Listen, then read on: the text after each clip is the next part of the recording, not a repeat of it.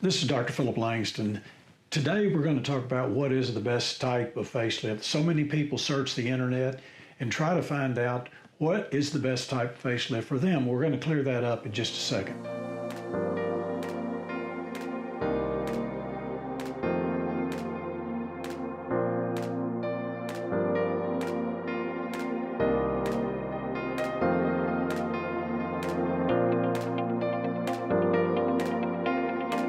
To understand the best type of facelift, we need to understand the different types that are available. Now, complicating this issue is all the confusions with terminology that are all over the internet. You'll see the vertical lift, the deep plane lift, the extended deep plane lift, the skin lift, the mini lift, the weekend lift, the suture lift. Whatever term you can possibly think of, someone has applied it to a type of facelift. But the truth of the matter is there's only about 4 different categories of facelifts, but there are some variations within each one. The facelift that a person needs is based upon their condition and their aging, how much sagging and bagging that they have. So one person may need a smaller lift and another person may need a more extensive lift. So let's talk about the different types. The first type of lift that was really ever done was just a skin-only lift, where the doctors would make an incision, lift up the skin, and try to pull some of the extra skin out. A skin-only lift doesn't really support the underlying muscle structure that's attached underneath of the skin. And a skin-only lift is not a very strong lift, and sometimes patients can look stretched or pulled with a skin-only lift. There is a purpose served in certain types of patients who just have a little skin redundancy, and maybe that's all that that patient needs. But by and large, most of the patients that we see need much more done than just the excision of a small amount of skin. Now, the next type of lift we want to talk about is the SMAS lift, SMAS, and that stands for Superficial Musculo-Aponeurotic System. And in this type of lift, the doctor's going under the skin, identifying this SMAS layer of muscle and fascia and lifting it up and repositioning it so that you're not just pulling on the skin. The SMAS lift can serve a good purpose. If a patient doesn't have a lot of sagging and does have some extra skin and a little bit of cheek sagging and jowling, then lifting that SMAS layer up can provide stronger type of support than just pulling on the skin. Now, there are different variations in the SMAS lift because doctors will go out and lift either minimally or a little more extensively with it, but it doesn't get as much of lifting power as the deep plane lift. Now, deep plane lift is generally a little more extensive lift because what the doctor is doing is not just pulling on the SMAS, but we're actually dissecting under that layer of muscle and fascia out into the face. And many times we remove some of the ligaments that are holding the tissue down and then lift that up. And it can be a very strong lift. Now, this doesn't translate into any distortion necessarily, but it is a much more supportive type lift than just pulling on the skin or just tugging on the SMAS a little bit, because with this lift we're actually lifting it up and repositioning it, and it can give some very good and long-lasting results in some patients. Now, there's some downsides to the deep plane lift, and this is true especially in patients that don't really need much of a lift in their tissues. You know, some doctors are going to do a deep plane lift on everybody and go out and remove every ligament, and it's just not needed, and that can cause some distortion in some patients.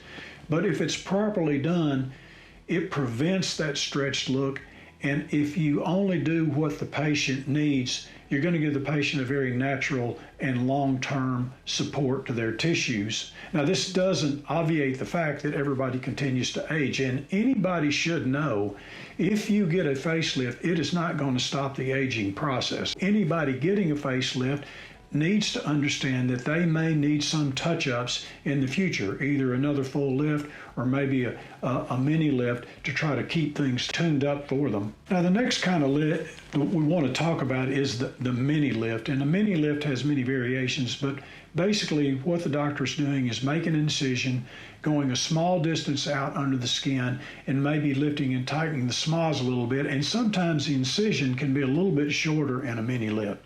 It doesn't include working the neck. It's very limited in what it can do for a patient. But a mini lift can help those patients that don't need extensive sagging. Now, the confusing part of a mini lift is you can call a mini lift whatever you want. And if you get on the internet, you're going to see that there are probably 30 or 40 different terms that various doctors apply to a mini lift. And they do this to an extent with deep plane lifts to imply that they've done something special or different that's the miracle cure for aging, and that's just not true. Now, there are obviously variations in techniques with each different type of procedure, whether it's a SMAS lift, a deep plane lift, or a mini lift. But don't be fooled. A lot of this terminology is pure marketing in order to get the patient to think that there's something different about that particular procedure.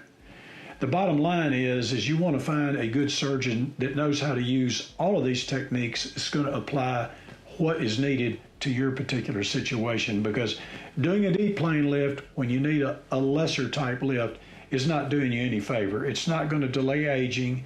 It's not going to prevent aging. All it's going to do is give you something that you don't necessarily need at that point in time. How do you know what the best type of facelift is for you? Well, the answer to that is it depends upon what you need. So if a patient has very little sagging, then all they may need is a mini lift, and the mini lift can help a little bit in the mid cheek and jowl area, but it's not going to make an extensive change. If a patient has a little more sagging in the cheek and jowl area, then sometimes a SMAS lift, where we're going under the skin, out to the SMAS, pulling on the SMAS and lifting it up and suturing it in place, may give you what you need. However, if a patient's got fairly extensive sagging of the cheek area, the jowl area, and the upper part of the neck, then they may very well need and benefit from a deep plane lift. And there are a lot of advantages to a deep plane lift in those patients that need it. So the answer is, find a good doctor that can help you understand what you need. This is Dr. Phillip Langsdon in Memphis, Tennessee. Thank you for listening, and please like and subscribe.